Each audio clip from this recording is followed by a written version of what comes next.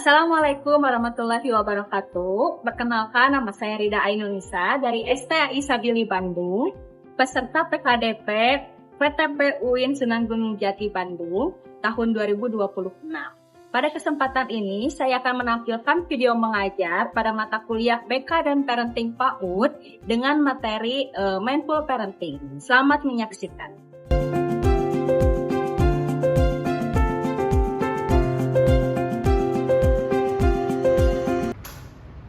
Assalamualaikum teman-teman. Waalaikumsalam warahmatullahi wabarakatuh. Apa kabarnya hari ini? Alhamdulillah luar biasa. Allahu Akbar. Sebelum memulai perkuliahan hari ini, alangkah lebih baiknya kita berdoa dulu supaya kita diberikan kelancaran dan keberkahan dari setiap ilmu yang kita dapatkan hari ini. Berdoa sesuai dengan agama dan kepercayaan masing-masing. Berdoa dipersilakan. Oke teman-teman, sebelum memulai saya ingin teman-teman mengenali dulu perasaan dan emosi teman-teman hari ini. Di sini saya ada 3 gambar, ada marah, ada sedih, ada senang. Nah, coba di sini siapa yang hari ini sedang marah? Coba, boleh angkat tangannya. Over sharing aja nggak apa-apa. Boleh angkat tangannya, ada yang sedang marah? Tidak ada? Oke, contoh siapa yang perasaan hari ini senang? Sedih ya, sedih tapi tetap senang ya. Oke teman-teman, kenapa saya mengajak teman-teman semua mengenali dan membedah konsep mindful parenting. Jadi mindful parenting itu adalah sebuah pengasuhan yang penuh dengan kesadaran. Nah, sebelum kita mempraktikkan kesadaran itu kepada anak-anak, jadi kita harus mengenali dulu nih emosi kita. Apakah tadi ada yang marah, ada yang sedih, ada yang senang begitu. Jadi setelah kita mengenali, barulah kita bisa berpraktik pengasuhan kepada anak usia ini. Oke teman-teman, saya ingin tanya terlebih dahulu, apakah teman-teman pernah melihat anak-anak yang dibentak, lalu juga di tempat umum gitu ya, tanpa ditanya dulu kenapa anak itu bisa menangis gitu ya, dan jadi dimarahi aja secara tiba-tiba. Apakah pernah melihat teman-teman? Pernah. Ada siapa yang pernah melihat? Pernah Karena ibu saya pernah mengalami sendiri waktu kecil, rasanya jadi takut dan tidak mau berbicara dan cerita itu karena mengalami sendiri gitu. Ada lagi coba? Oke, boleh.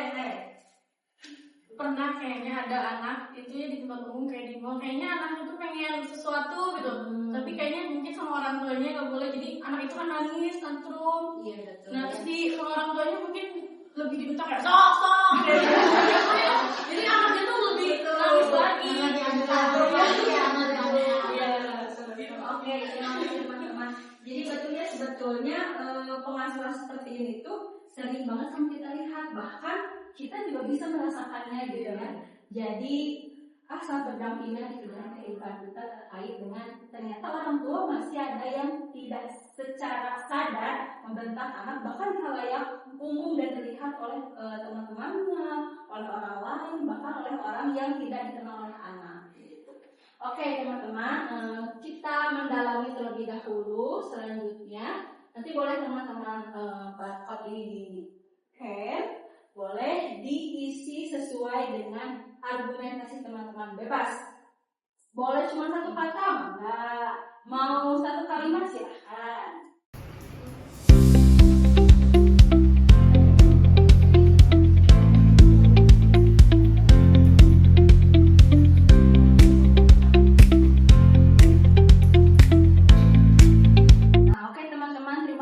Jawabannya di sini katanya ada kesal, kecewa, makin marah. Jadi ini adalah perasaan-perasaan anak yang ketika dimarahi dan tidak diberikan kesempatan. Coba ada yang menjawab takut. Coba dijelaskan takutnya seperti apa? Takut anak mungkin merasa bersalah berlebihan, padahal yang terjadi cuma kesalahan kecil. Nah, selanjutnya ada tidak percaya diri. Coba ada yang menjawab terkait tidak boleh. Tidak percaya diri karena lama-lama anak tersebut jadi enggan terbuka kepada orang tuanya. Seperti itu. Oke, nah dari pengalaman-pengalaman yang tadi teman-teman sampaikan, ternyata ini sesuai dengan apa yang menjadi konsep dari mindful parenting. Hal ini sesuai juga dengan tujuan pembelajaran yang hari ini akan kita capai, di mana mahasiswa, teman-teman semua dapat menganalisis konsep terkait mindful parenting, baik dari prinsip-prinsipnya, ciri-cirinya, bahkan penerapannya, melalui nanti kita akan membedah sebuah kasus gitu ya.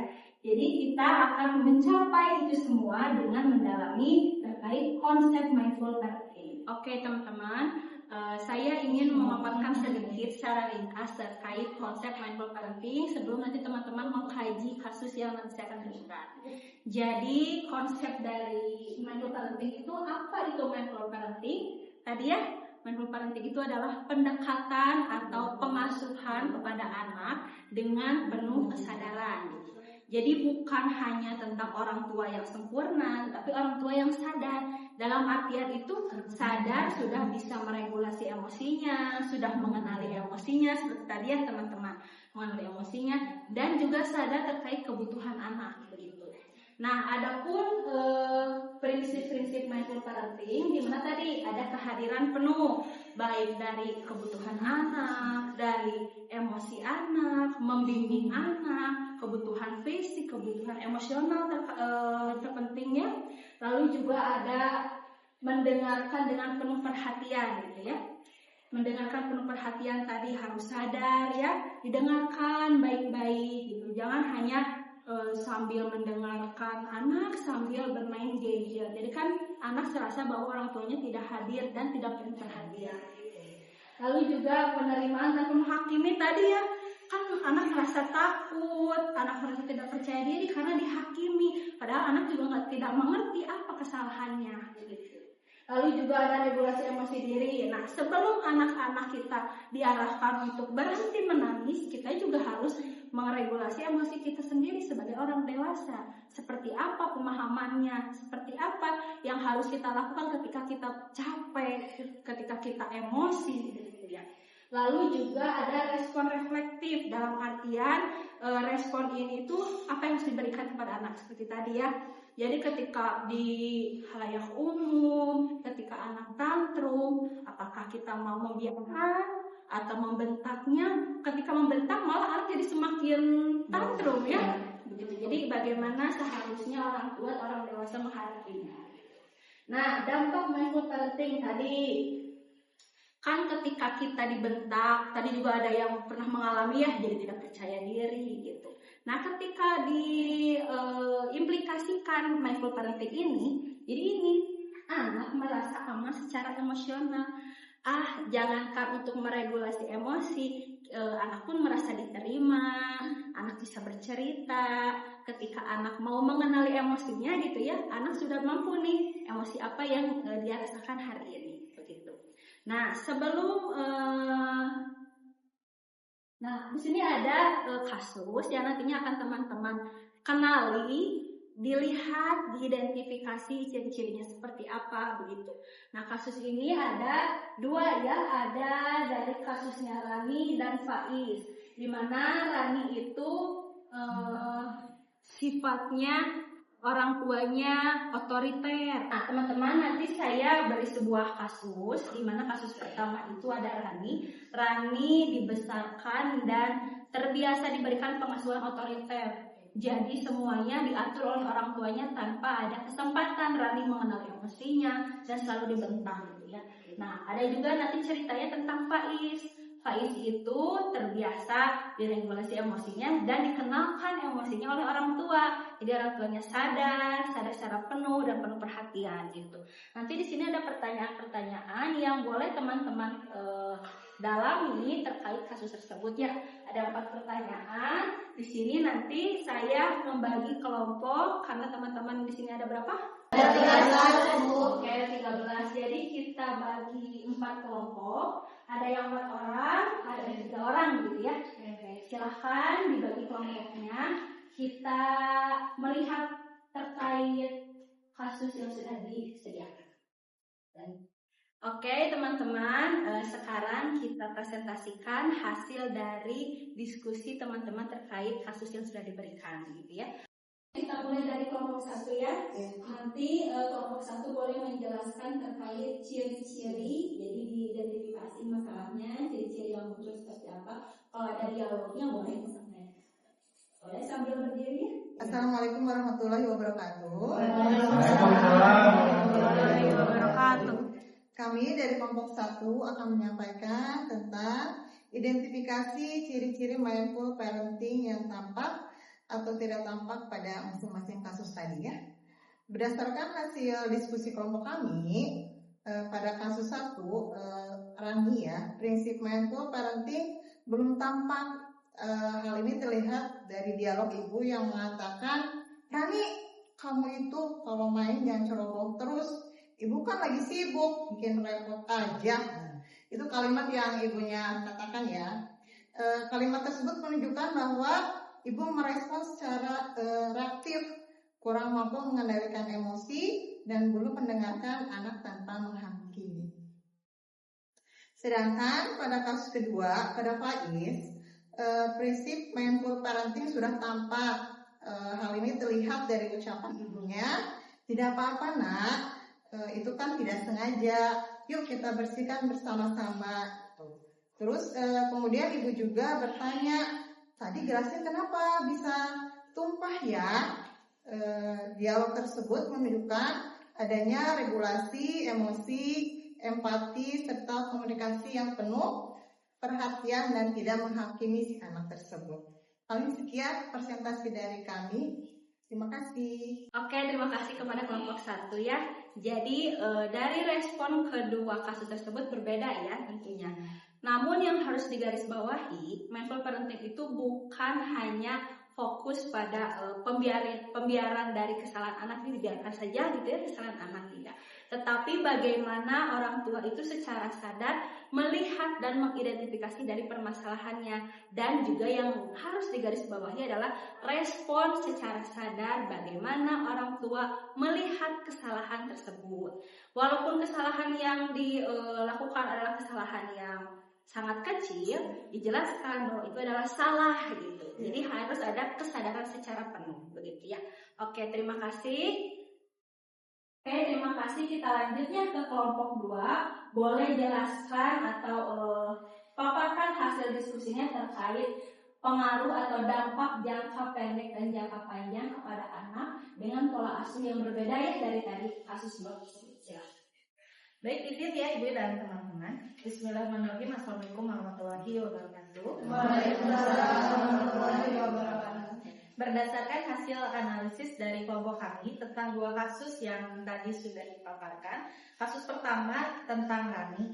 Kalau jangka pendeknya sepertinya Rani itu akan terlihat menangis ya. Kita bisa membaca dari kasusnya. Rani di jangka pendeknya terlihatannya menangis, merasa sedih, kemudian memilih diam, tidak adanya rasa percaya diri. Dan jangka panjangnya, pola asuh yang reaktif dapat membuat anak menjadi kurang percaya diri, takut melakukan kesalahan, serta sulit mengungkapkan perasaannya. Nah, di kasus yang kedua, yaitu kasus dari Faiz itu akan tetap merasa tenang, akan tetap merasa aman, karena mendapatkan respon yang positif dari ibunya. Dalam jangka panjang, anak tersebut dapat mengembangkan kemampuan regulasi emosi, rasa percaya diri, dan hubungan yang hangat dengan kedua orang tuanya. Sehingga pola asuh yang mindful akan memberikan pengaruh yang lebih positif terhadap perkembangan sosial emosional anak. Mungkin itu saja teman-teman dari kelompok kami. Assalamualaikum warahmatullahi wabarakatuh. Waalaikumsalam warahmatullahi wabarakatuh. Oke, terima kasih kepada kelompok 2 atas respon jangka pendek dan jangka panjang ya. Jadi betul untuk jangka pendek dan jangka panjang ini seperti tadi yang teman-teman dengar ya, ada yang diingat gitu oleh diri sendiri terkait apa yang sudah didapatkan ketika masih kecil. Seperti tadi Teh Andini ya, dialami oleh diri sendiri dan diingat sampai sekarang sudah dewasa begitu. Nah, itu merupakan dari jangka panjang dari apa yang sudah dialami oleh anak. Nah, begitupun dengan mindful parenting yang ditanamkan sejak dini. Nah, itu menjadi fondasi awal anak untuk bisa memahami, bisa menerima dirinya sendiri gitu. Jadi ada penerimaan diri. Sehingga lahirlah atau muncullah kehadiran orang tua yang sebetulnya bisa menanamkan apa yang nantinya akan kita harapkan sampai ke jangka panjang ketika anak sudah dewasa nanti begitu. Oke teman-teman, terima kasih atas hasil diskusinya hari ini. Nah teman-teman juga mungkin jadi mengetahui terkait konsep dari mindful parenting itu ada prinsipnya seperti apa, ada ciri-cirinya seperti apa, dan penerapan dalam sebuah kasus pengasuhan yang ternyata memang untuk jadi orang tua itu harus secara sadar penuh gitu ya, untuk bisa memfasilitasi anak karena nantinya akan berefek sampai nanti anak dewasa gitu ya teman-teman. Nah satu hal yang ingin saya titipkan kepada teman-teman baik sebagai calon pendidik, baik sebagai seorang pendidik, bahwa kita sebagai guru PAUD itu bagaimana kita bisa menjembatani antara anak dengan orang tua tanpa adanya sifat menggurui gitu ya, tapi bagaimana cara menjembatani apalagi jika memang anaknya ternyata sudah memiliki kasus-kasus yang tadi kita sudah temukan begitu. Oke, terima kasih teman-teman atas pertemuan hari ini. Sebelum kita akhiri, mari kita tutup dengan doa kafaratul majlis bersama-sama.